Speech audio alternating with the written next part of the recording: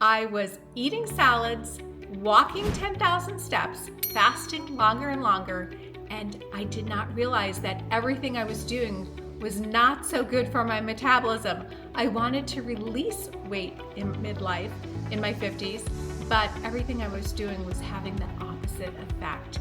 Does this sound anything like you? If it does, drop below because we're all in this together.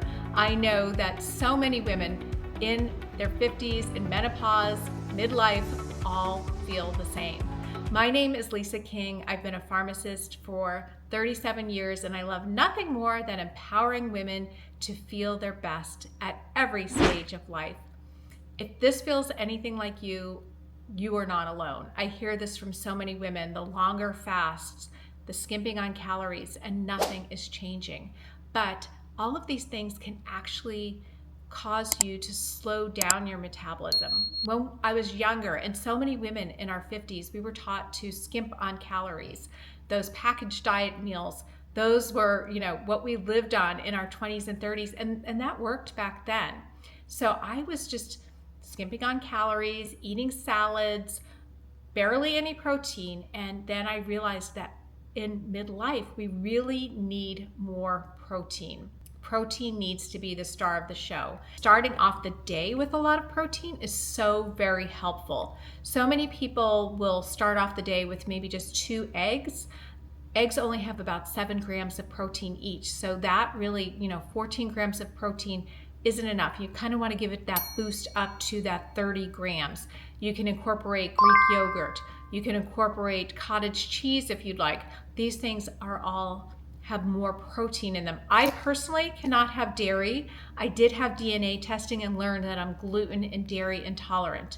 And after my DNA testing, that was very helpful for me as well to release weight in midlife because I was removing foods that were very inflammatory for my body. So I love to start the day off with my Designs for Sport beef protein. I'll make a smoothie bowl. I'll add it to some eggs and make a little protein pancake. It's so delicious.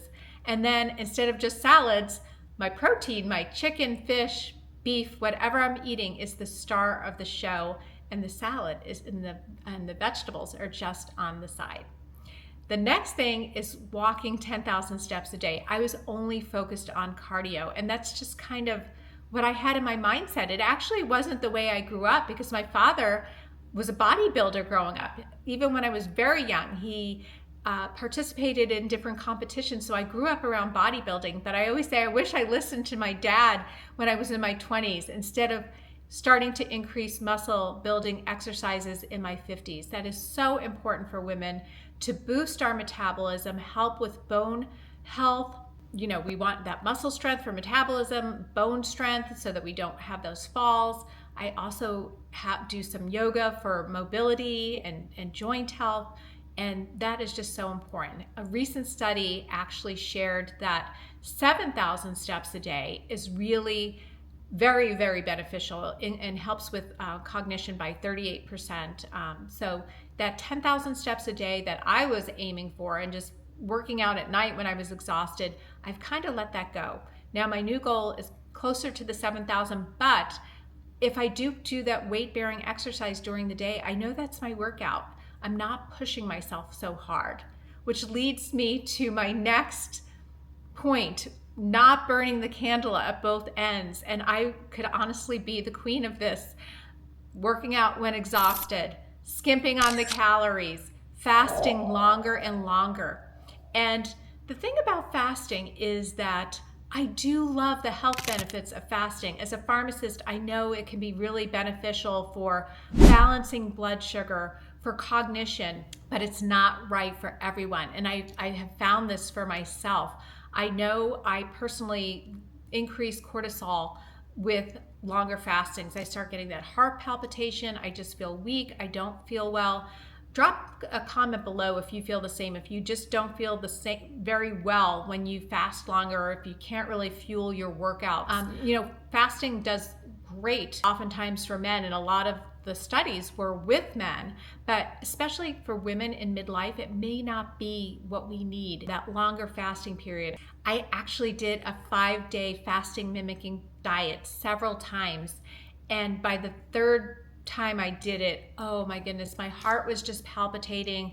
I felt weak. I just felt horrible. And I know that there are plenty of health benefits with fasting, but as I said earlier, it's just not right for everyone. So be sure you're fueling your body, really listen to your body. And I think at this stage of life, I think that's what's so important, to get that proper sleep, go to bed when you're tired, don't exercise if you're too exhausted, and fuel your body so that you can have those workouts and feel your absolute best.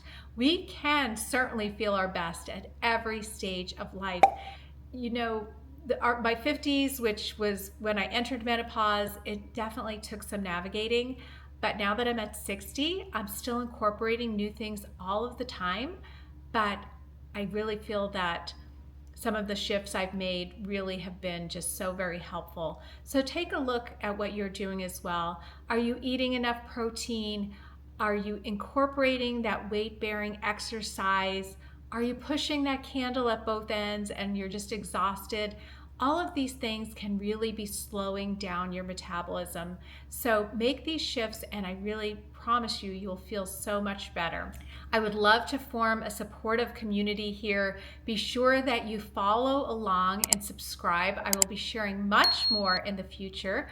You can also follow me at The Fulfilled Pharmacist on Instagram and check out my website, The Fulfilled Pharmacist. I do have there a 7-day gut reset. It's all about listening to your body and just feeling clearer, healthier, and more vibrant in 7 days. So I hope that these tips were helpful for you. And as I said, I would love to form a beautiful community here. Drop any comments below. Let's support each other, and I'll talk to you soon.